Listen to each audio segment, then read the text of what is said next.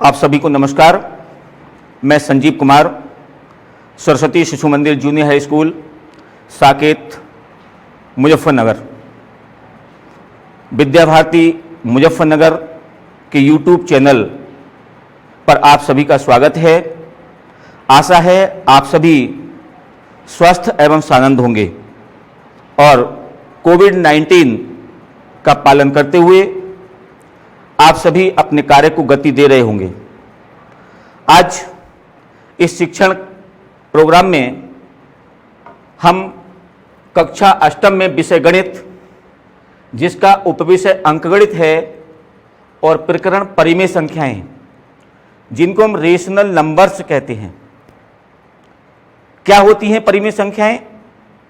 इसको जानने से पहले हम समझने की आवश्यकता है। पिछली कक्षाओं में आप सभी ने समझा होगा, जाना होगा प्राकृतिक संख्याओं के बारे में। क्या होती हैं प्राकृतिक संख्याएं? जिन संख्याओं को गणन में उपयोग किया जाता है, गणना के लिए प्रयोग किया जाता है, वो प्राकृतिक संख्याएं कहलाती हैं। जैसे 1, 2, 3, 4, 5, 6 एक्सेट्रा, ये प्राकृतिक संख्याएं हैं। दूसरे, जब पूर्ण संख्या शून्य का आविष्कार हो गया तो शून्य को भी इसमें शामिल किया गया और वो पूर्ण संख्याएं बन गई। मीन्स अगर पूर्ण संख्याओं की बात करते हैं तो 0, 1, 2, 3, 4, 5, 6, 7 एक्सेट्रा, ये पूर्ण संख्या हो गई। अब यहां पर ये स्पष्ट हो गया कि प्राकृतिक संख्याएं 1 से प्रारंभ होती हैं और पूर्ण संख्याएं 0 से प्रारंभ होती हैं। आगे बढ़ते हैं। भिन्न, जिसको फ्रैक्शन कहते हैं। क्या होती है भिन्न? तो भिन्न ऐसे पूर्णांक जिनको P/Q के रूप में लिखा जा सकता है, भिन्न कहलाती है। इसमें अंश और बटेहर इस प्रकार से बोला जा सकता है। भिन्न जैसे 4/5,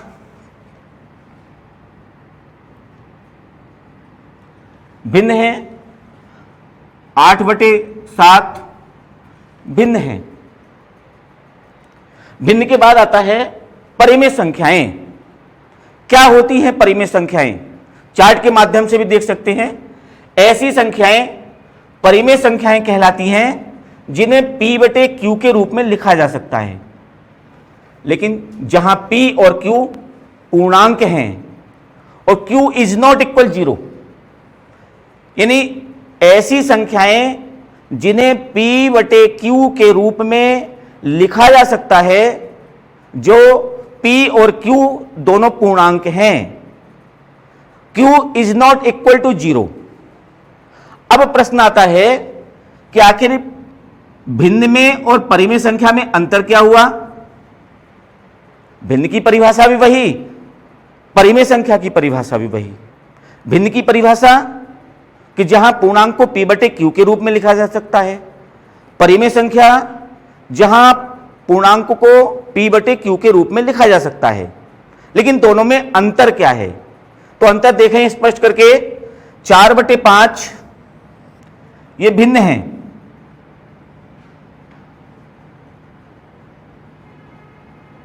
चार बटे 5 भिन्न है। इधर लेते हैं, मान लीजिए 8/7, ये परिमेय संख्या भी है।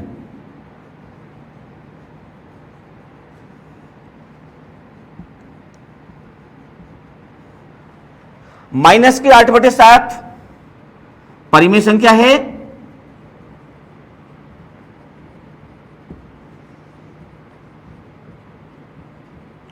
लेकिन -8/7 भिन्न नहीं है।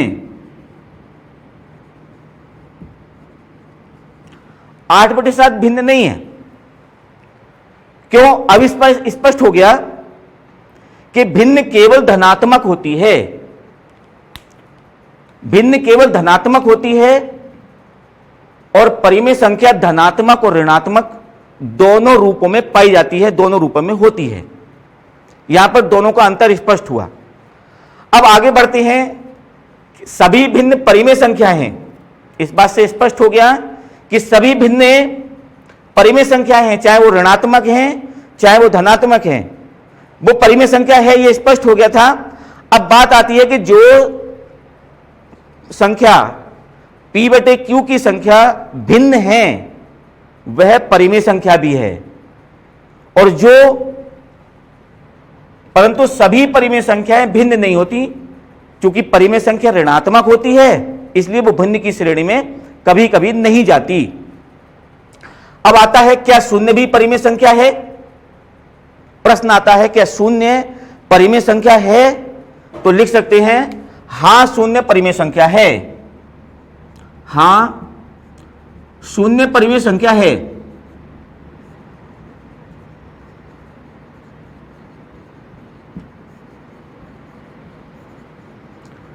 अब शून्य परिमेय संख्या क्यों?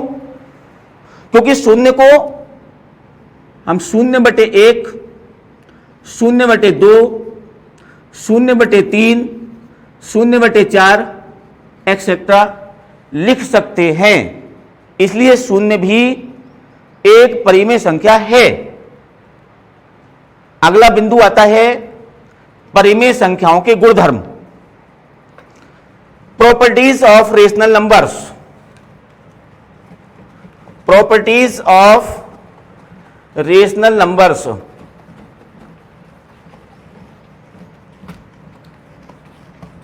जैसे हमने पिछली कक्षाओं में भिन्नों का योग, भिन्नों का घटाना, भिन्नों का गुणा और भिन्नों का भाग, ये सरलतम रूप करने के लिए किया। अब परिमेय संख्याओं के गुणधर्म में सबसे पहले आता है परिमेय संख्याओं का योग। जैसे परिमेय संख्या ली हमने 7/5 प्लस माइनस का 13/5, दोनों परिमेय संख्याएं हैं, एक धनात्मक एक ऋणात्मक है। प्रॉपर्टीज में इसका योग करना है, तो योग करने के लिए हर समान है, इसमें लिखा जा सकता है 7 प्लस में माइनस का 13, हर समान है बटे में 5। 7 से 13 को घटाना है, क्योंकि 13 बड़ा नंबर है, माइनस का है, तो उत्तर माइनस में जाएगा, मीन्स माइनस का 6/5। माइनस का 6/5 परिमेय संख्या आ गया। ये इन दोनों 7/5 और माइनस 13/5 का योग है, जो परिमेय संख्याओं के गुणधर्म का पहला पॉइंट है। दूसरा पॉइंट आता है इसका परिमेय संख्याओं का अंतर। जैसे अंतर 11/7 और 6/7 का अंतर बताना। लिखा 11/7 माइनस 6/7। अब हम परिमेय संख्याओं के गुणधर्म में दूसरा है अंतर, 11/7 और 6/7 का अंतर। लिखा हमने 11/7 माइनस का 6/7। इसको हल किया, चूंकि हर समान है, तो 11 माइनस 6 बराबर 5/7। उत्तर आया 5/7 परिमेय संख्या। परिमेय संख्याओं के गुणधर्म में तीसरी चीज आती है परिमेय संख्याओं का गुणनफल। गुणनफल लेते हैं।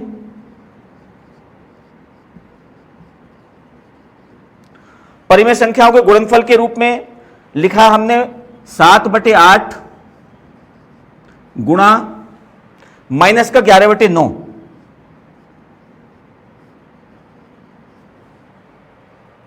सरल किया, 7 गुणा माइनस का 11/8 गुणा 9।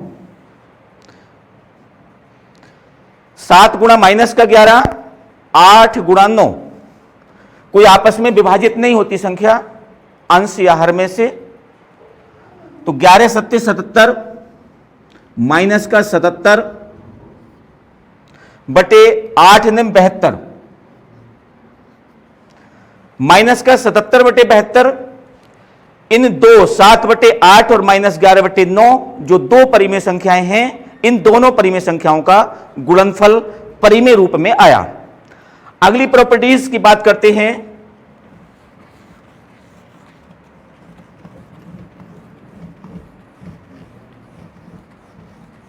परिमेय संख्याओं के गुणधर्म में जो चौथी प्रॉपर्टीज है, चौथा गुणधर्म है वो परिमेय संख्याओं का भागफल।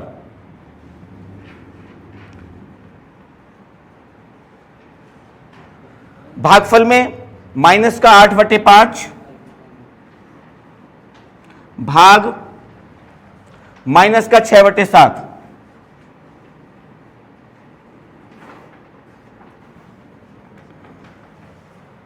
सरल करते हैं इसको। लिखा है हमने माइनस का 8/5 भाग का हम गुणात्मक प्रतिलोम कर लें, यानी माइनस के 6/7 का गुणात्मक प्रतिलोम गुणा 7/-6 और सरल करते हैं इसको। यहां पर माइनस से माइनस कट हो जाता है। आगे लिखा 8 × 7/5 × 6। सरल किया 8 × 7 = 56 5 × 36। और सरल कर सकते हैं इसको, 2 से काट सकते हैं। 2 से 15 बार 30 कटता है, 2 से 28 बार 56 कटता है, तो उत्तर आया 28/15। इस प्रकार से परिमेय संख्याओं के गुणधर्म में परिमेय संख्याओं का योग, परिमेय संख्याओं का अंतर, परिमेय संख्याओं का गुणनफल और परिमेय संख्याओं का भागफल, ये हमने समझा। इससे एक बात स्पष्ट हुई कि दो परिमेय संख्याओं का योग हमेशा परिमेय संख्या आएगा, दो परिमेय संख्याओं का अंतर परिमेय संख्या ही आएगा, दो परिमेय संख्याओं का गुणनफल परिमेय संख्या ही आएगा और परिमेय संख्याओं का भागफल भी परिमेय संख्या ही आएगा। अगले पॉइंट पर आते हैं, क्रम विनिमेयता, इंटरचेंज एबिलिटी। इंटरचेंजेबिलिटी क्या होती है? इंटरचेंजेबिलिटी, क्रम विनिमेयता, जब दो परिमेय संख्याओं को हम जोड़ते हैं या घटाते हैं या गुणा करते हैं या भाग करते हैं, उनके पहले स्थान के अंक को दूसरे स्थान पर लिख दें, दूसरे स्थान के अंक को पहले स्थान पर लिख दें, वो कहलाती है क्रम विनिमेयता, इंटरचेंज एबिलिटी। इंटरचेंज एबिलिटी के बारे में इसमें भी 4 पॉइंट्स आते हैं। क्रम विनिमेयता में योग, एडिशन, सबसे पहले योग आता है क्रम विनिमेयता।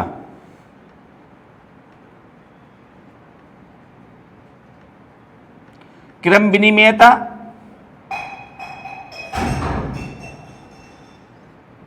इसमें सबसे पहले आता है योग। योग में है माइनस का 5/6, माइनस का 5/6 प्लस में 2/7 और 2/7 प्लस माइनस का 5/6। अभी परिभाषा से हमने स्पष्ट किया, क्रम विनिमेयता यानी 5/6 जो पद पहले लिखा है वो क्रम विनिमेयता में दूसरे क्रमांक पर पहुंचा, जो दूसरे क्रमांक पर लिखा था वो पहले क्रमांक पर आता है। यहां पर इसको हल करते हैं। लिखा हमने माइनस का 5/6 प्लस का 2/7, इधर लिखा हमने 2/7 प्लस माइनस माइनस का 5/6। हल करते हैं इसको। दोनों परिमेय संख्याओं में हर असमान हैं। हर समान करने पर लिखा हमने हर समान करने पर, हर समान किया, लिखा माइनस का 5 × 7/6 × 7 प्लस 2 × 6/7 × 6 सरल होता है 5 सत्ते 35 माइनस का 35 बटे 6 सत्ते 42 प्लस 2 छिक्का 12 बटे 7 छंग 42। दूसरी ओर भी इसी प्रकार से किया हमने, लिखा 2 गुणा 6 बटे 7 गुणा 6 प्लस माइनस का 5 गुणा 7 बटे 6 गुणा 7। सरल किया 2 छिक 12 बटे 7 छंग 42 प्लस में 5 सत्ते 35 बटे 7 छंग 42। हल करते हैं। 35 माइनस 35 है प्लस में 12 बटे में 42 है और 12 माइनस 35 बटे 42 है। 35 माइनस का है, 12 प्लस का है, दोनों का घटाना 5 में से 2 गया 3 और 2 में से 1 गया 1, 23 और वो भी माइनस का बटे में 42। इधर देखते हैं 35 से 12 कम हो रहा है तो माइनस का 23 बटे 42। दोनों स्थितियों में परिणाम समान हैं तो इसमें हम कह सकते हैं कि अन्य दोनों स्थितियों में योगफल में से प्राप्त परिमेय संख्या समान है।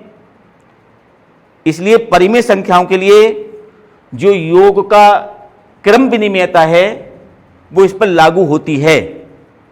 अगर दोनों परिणाम समान आते हैं तो क्रम विनिमेयता लागू होती है।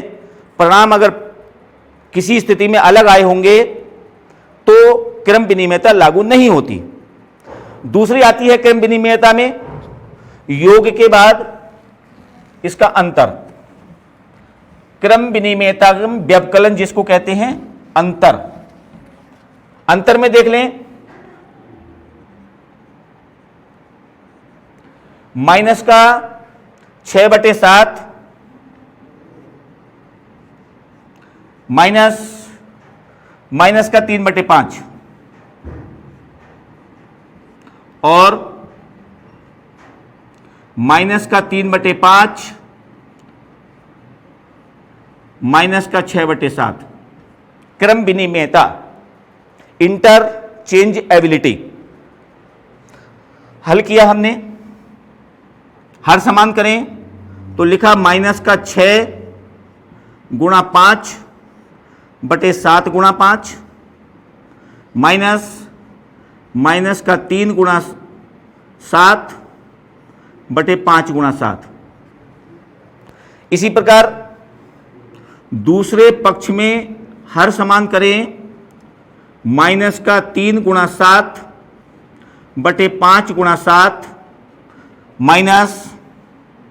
माइनस का 6 गुणा 5 बटे 7 गुणा 5।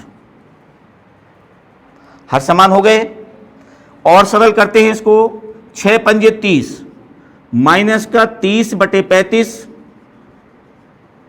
माइनस 3 सत्ते 21 माइनस का 21 बटे 7 पंजे 35। दूसरे पक्ष में 3 सत्ते 21 बटे 5 सत्ते 35 माइनस 6 पंजे 30 बटे 7 पंजे 35।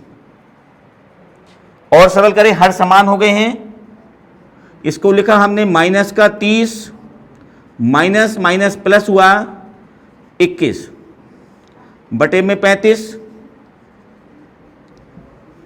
और इसको लिखें माइनस का 21 प्लस 30 बटे 35। माइनस के 30 से 21 का सब्ट्रैक्शन होना है, घटाना है इसको, तो माइनस का 9 बटे 35। दूसरे पक्ष में 21 से 30 का सब्ट्रैक्शन होना है, प्लस का 9 बटे 35। परिणाम सामने हैं। व्यवकलन में मीन्स अंतर में क्रम विनिमयता नियम लागू नहीं हो रहा, क्योंकि दोनों के परिणाम अलग अलग हैं। इसलिए इसमें क्रम विनिमयता का जो दूसरा पॉइंट है व्यवकलन, जिसको सब्ट्रैक्शन कहते हैं, वो इस पर लागू नहीं होता। इसको कह सकते हैं कि दोनों स्थितियों में घटाने से प्राप्त परिमेय संख्याएं समान नहीं हैं, इसलिए परिमेय संख्याओं के लिए घटाना क्रम विनिमयता नहीं है। तीसरा पॉइंट आता है इसका, क्रम विनिमयता में गुणा, मल्टीप्लिकेशन। मल्टीप्लिकेशन देखें,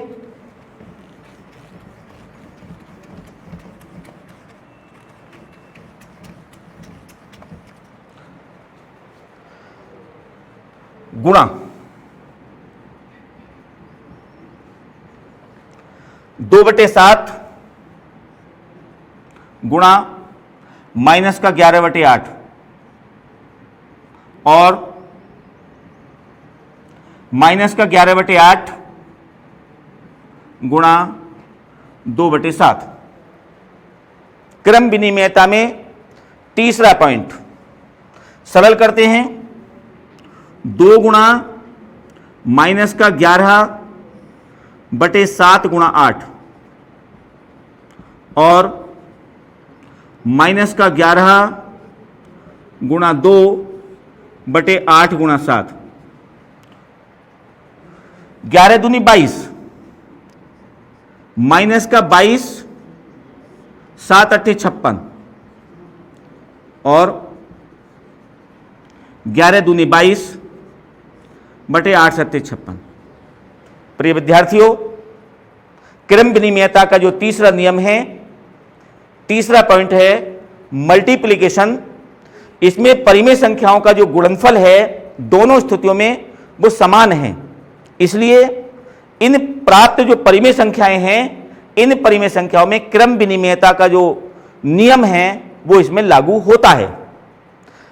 अब क्रम विनिमयता का चौथा पॉइंट है भाग, डिवीजन। इसको देखते हैं। भाग के रूप में क्रम विनिमयता का नियम लागू होता है या नहीं होता है, होता है तो क्यों और नहीं होता है तो क्यों नहीं। जैसे 7/8 भाग 7/8 भाग माइनस का 5/3 और माइनस का 5/3 भाग 7/8। देखते हैं इसका परिणाम क्या आता है। हल किया हमने 7/8। अब चूंकि भाग लगा है, माइनस के 5/3 का गुणात्मक प्रतिलोम, मीन्स भाग को अगर हम गुणा में चेंज करते हैं तो उसका प्रतिलोम हो गया 3/-5। इधर भी यही स्थिति आती है दूसरे पक्ष में, माइनस का 5/3 है, भाग को गुणा में चेंज किया है 7/8 का गुणात्मक प्रतिलोम 8/7 और सरल किया इसको, ये हुआ 7 गुणा 3/8 गुणा माइनस का 5 और माइनस का 5 गुणा 8/3 गुणा 7। 7 × 21, 8 × 40 और 8 × 40/7 × 21। प्रिय छात्रों, परिणाम आपके सामने है कि दोनों स्थितियों में भाग में क्रम विनिमयता नियम लागू नहीं होता। क्यों? क्योंकि प्राप्त परिणाम में अंतर है, समान नहीं है। इसलिए हम कह सकते हैं कि इंटरचेंजेबिलिटी का जो चौथा पॉइंट है डिवीजन, इसमें यह लागू नहीं होता। क्लियर? अगला पॉइंट आता है प्रतिलोम। क्या होता है प्रतिलोम? पिछली कक्षाओं में भी हमने पढ़ा है। प्रतिलोम मीन्स परिमेय संख्या P/Q का योगात्मक प्रतिलोम। अगर योगात्मक प्रतिलोम की बात करते हैं, अगला पॉइंट प्रतिलोम, जैसे कहा जाए P/Q का योगात्मक प्रतिलोम, योगात्मक प्रतिलोम बराबर हुआ माइनस का P/Q। ऐसे ही अगर कहा जाए P/Q का गुणात्मक प्रतिलोम,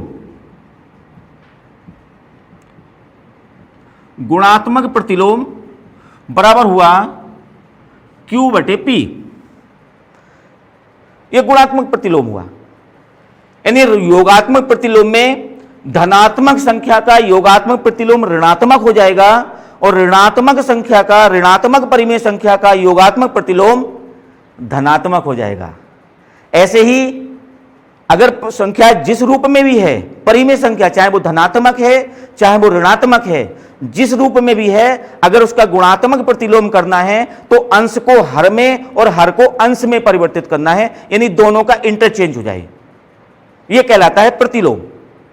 ऐसे ही परिमेय संख्याओं के अगले पॉइंट पर आते हैं, परिमेय संख्याओं का संख्या रेखा पर निरूपण कैसे करते हैं। परिमेय संख्याओं का संख्या रेखा पर निरूपण,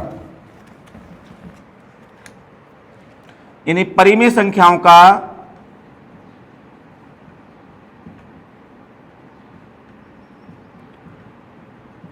संख्या रेखा पर निरूपण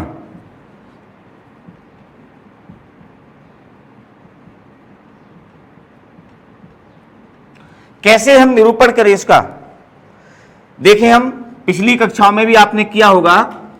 जैसे सबसे पहले हम निरूपण करते हैं प्राकृतिक संख्याओं का, पीछे भी किया होगा आपने। प्राकृतिक संख्याएं, इसका निरूपण करते हैं हम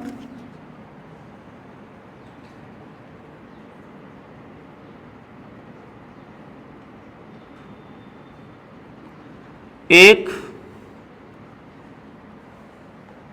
2, 3, 4, 5, 6, 7 परिमेय संख्याओं का निरूपण कैसे। प्राकृतिक संख्याओं में हम देख रहे हैं क्या कि एक के दाईं ओर अंक हैं और बढ़ते क्रम में हैं, और संख्या रेखा दाईं ओर को लगातार बढ़ रही है, अपरिमित रूप से बढ़ रही है, लेकिन 1 के बाईं ओर कोई संख्या नहीं है। इसलिए प्राकृतिक संख्याएं अगर हम संख्या रेखा पर प्रदर्शित करें तो 1 के बाईं ओर कोई अंक नहीं देना। क्यों? क्योंकि सबसे छोटी प्राकृतिक संख्या ही 1 होती है, उससे नीचे नहीं जाना। अगला क्रमांक आता है इसका, प्राकृतिक संख्याओं के बाद आता है पूर्णांक। पूर्णांक को अगर हम प्रदर्शित करते हैं, पूर्ण संख्या चूंकि 0 होती है सबसे छोटी, इसमें भी हम देख रहे हैं कि शून्य के दाईं ओर अंक लगातार बढ़ रहे हैं और संख्या रेखा अपरिमित रूप से बढ़ रही है, आगे जा रही है। ये कहलाते हैं पूर्णांक को संख्या रेखा पर प्रदर्शित करना। तीसरे क्रमांक पर आता है अब हम जिसको दिखाना चाहते हैं परिमेय संख्या। परिमेय संख्या को कैसे प्रदर्शित करना है। परिमेय संख्या में दोनों ओर की रेखा, जो दी हुई रेखा है, वो दोनों ओर अपरिमित रूप से बढ़ती है, दोनों ओर अपरिमित रूप से बढ़ती है। 0, 1, 2, 3, -1, -2, -3 परिमेय संख्या के रूप में दिखाना है तो 1/3, 2/3, 3/3, 1/3, 2/3, 3/3 एक्सेट्रा परिमेय संख्याएं। इस रूप में हम परिमेय संख्याओं को भी इस संख्या रेखा के माध्यम से दिखा सकते हैं। पूर्णांक को भी दिखा सकते हैं, पूर्णांक भी यही चीज है। पूर्णांक के बारे में लेते हैं। पूर्णांक चूंकि धनात्मक और ऋणात्मक दोनों रूपों में होते हैं, और पूर्णांक में भी संख्या दोनों ओर अपरिमित रूप से बढ़ती है। यह हो गया परिमेय संख्याओं का संख्या रेखा पर निरूपण। परिमेय संख्याओं का अगला पॉइंट आता है दो परिमेय संख्याओं के बीच परिमेय संख्याएं। दो परिमेय संख्याएं दी गई हैं, उनके बीच में कितनी परिमेय संख्याएं होती हैं, ये आपने कुछ पीछे की कक्षा में पढ़े होंगे। यानी दो परिमेय संख्याओं के बीच दो परिमेय संख्याओं के बीच परिमेय संख्याएं